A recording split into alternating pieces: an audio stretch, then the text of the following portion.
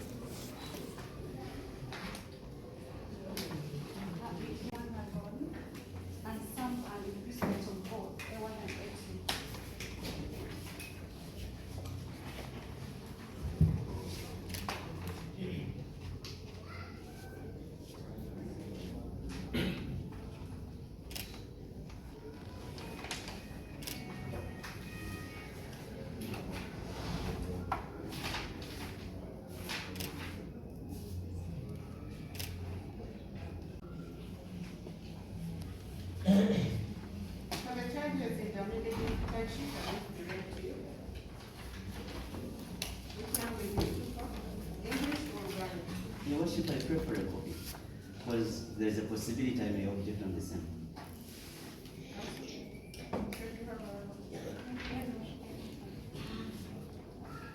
Then in that regard, Your Honor, I will not be comfortable to register this to my clients. I need a copy. There's a possibility I'm going to object on the same. Unless if we mention this matter, I get a copy and then thereafter, the amendment be tendered in court.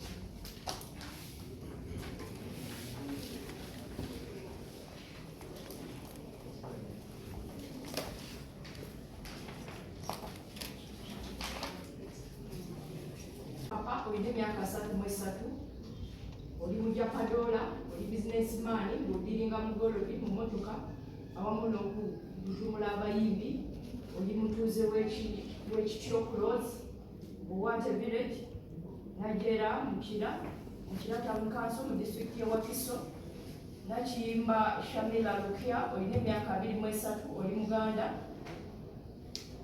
oli designer oli mutuuze w'ekityo close Buwate village Najera Mukira Town Council mu district ya Wakiso Emisango ga Uganda oli mukyawo Sipapa Nakiyimba Shamila Lukia n'abalala abatanakwatibwa ng'ennaku z'omwezi 29 omwezi ogw'omunana omwaka 2020 ebbunga Mukawuku mu division y'e Makindye mu district y'e Kampala Mwanyagulula aloko Mul Jacob $4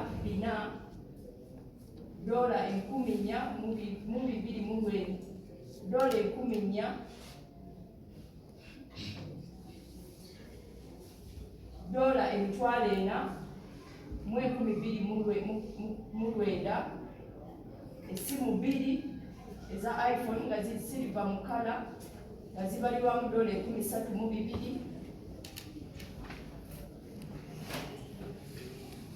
TV ya Samsung nga ya screen ya inchi 7.5 ebalibwamu $14.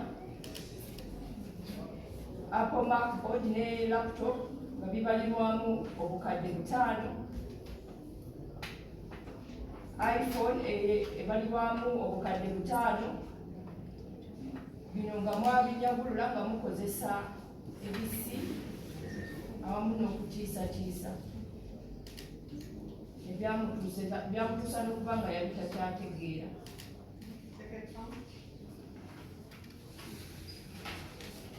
Omusango gw'okujiriira nagwo gwakunyagulula nga mukozesa ebisi n'okutiisatiisa. Oli mukyala Sipapa ne Nakyemba Shamila Lukia n'abalala abatanakwatibwa ennaku z'omwezi 29 omwezi ogw'omunaana omwaka 2020 ebbunga mu Kawuku mu divizoni y'e Makindye mu disitulikiti y'e Kampala mwanyagulula Mary Aten essimu ey'ekika kya iPhone Pro Max nga ya gold mu kala ebalibwamu obukadde $5. Omusipi ogwa beloti ogwa gold nga gubalibwamu $15. Gold chain ebalibwamu $15. N'empeta eya gold ebalibwamu $5. Era nga bino mwabinyagulula nga mukozesa ebyanyi awamu n'ebisi naye ekyamuleetera okuba nga takyategeera.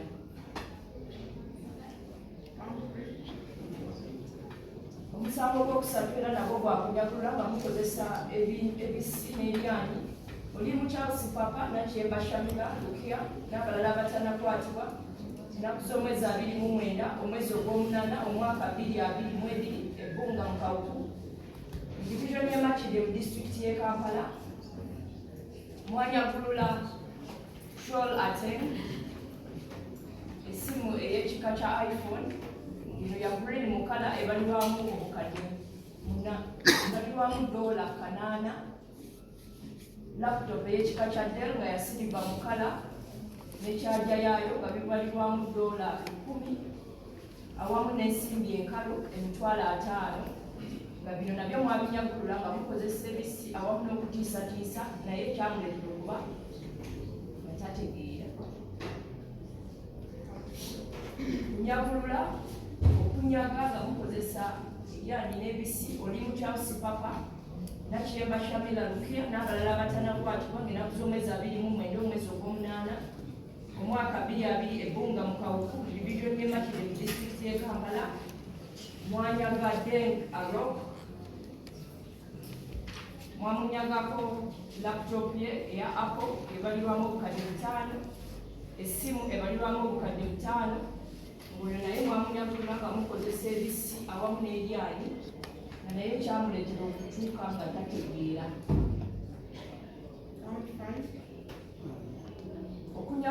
Okunyaga nga mukozesa ebisi n'ebyanyi. Oli mukyala Sipapa Nakyemba Shamila Lukia n'abalala abatanakwatibwa ennaku z'omwezi 29 omwezi ogw'omunaana omwaka 2020 ebbunga mu Kawuku mu divizoni y'e Makindye mu disitulikiti y'e Kampala mwanyaga Mayok James ensimbi $40. Guno naye mwamunyagula nga mukozesa ebisi awamu n'ebyanyi.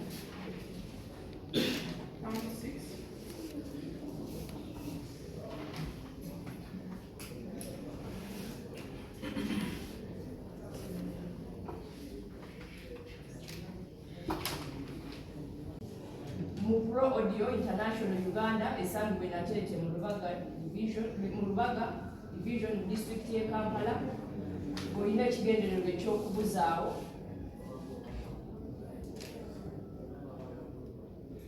risiiti eya miliyoni eya $20,000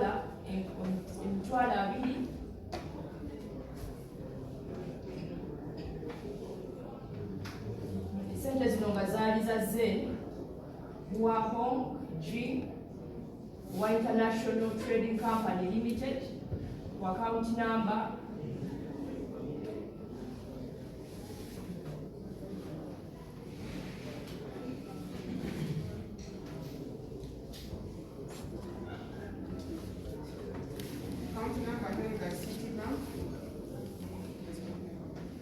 account number eya City Bank.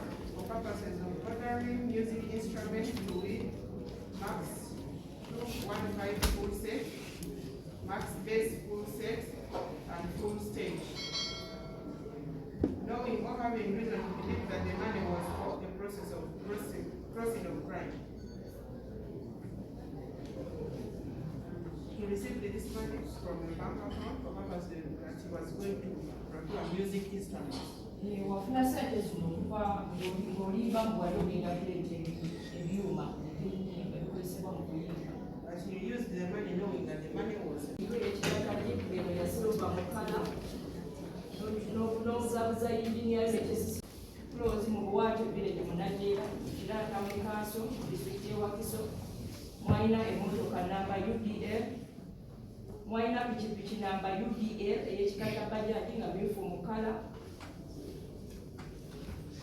Muyina siibi y'emmotoka, muyina banka eya jeep, muyina oluggi lwa buutu, muyina side stepper, muyina rimu z'emmotoka 4, drillers 10, muyina ebyuma ebisala, muyina amplifier 2, muyina ebox 5, toolbox 5 nga zirimu n'ebyuma byazo, nga muyina paati ya jeep ey'ekika emmotoka jeep ekitundu kyayo eky'omu maaso, muyina piisi 2 eza defender, muyina bonnet cover ez'emaaso n'ez'emabega, radiator 2, muyina gold ebiringa zaabu, ebintu ebiringa zaabu 2, muyina ekisaanuusa golodi, mwalina ekyuma, mwalina ebox ey'ekyuma eno yalimu goldi, flash disk 4, rimu z'emmotoka, mwalina kuuka emu, muyina gas kuuka, mwalina ne wheelbarrow nga mukimanyi nti ebintu bino mwali byafunibwa mu ngeri emenya amateeka. So the preferred 12 pounds against you. All these charges are captured later. You're not required to take free in any of them. Babaguddeko emisango 12 emisango gino gy'okuba ddala gomola ebukkirizibwa kubaako kyemukira kyonna bakoze ebigenda kuyiza kuyiza misango The required is how you require.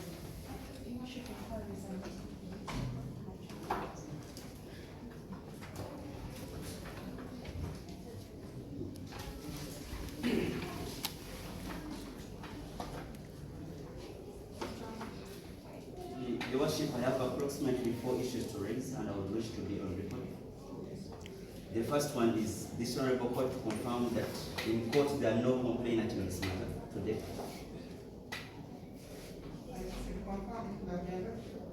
To put on record that there are no complainants in court over followed up on this matter. How sure am I? Because I didn't ask whether they are. Most of that. Therefore, I would gladly request this honorable court to confirm that.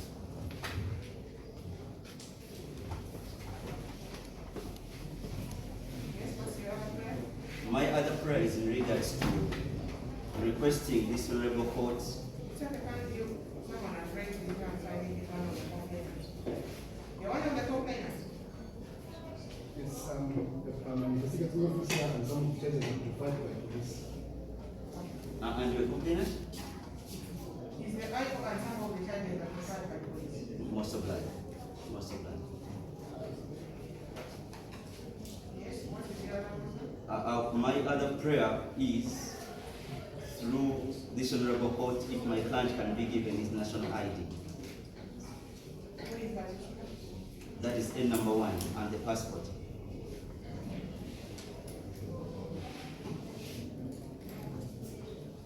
Reason being the new preferred charges, or we have a suspicion that the more charges which can be preferred against him would be done using his national ID and the passport.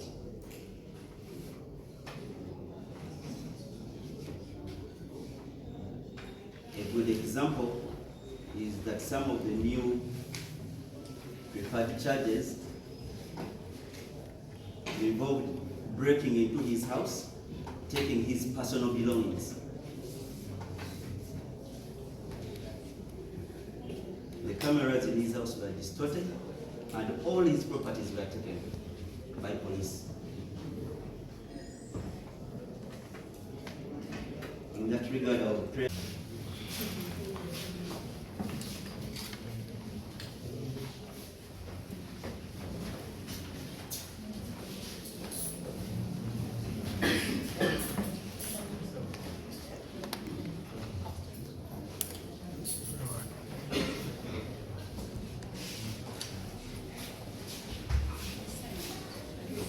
Uganda versus Jaffa, Muleka Mazambi.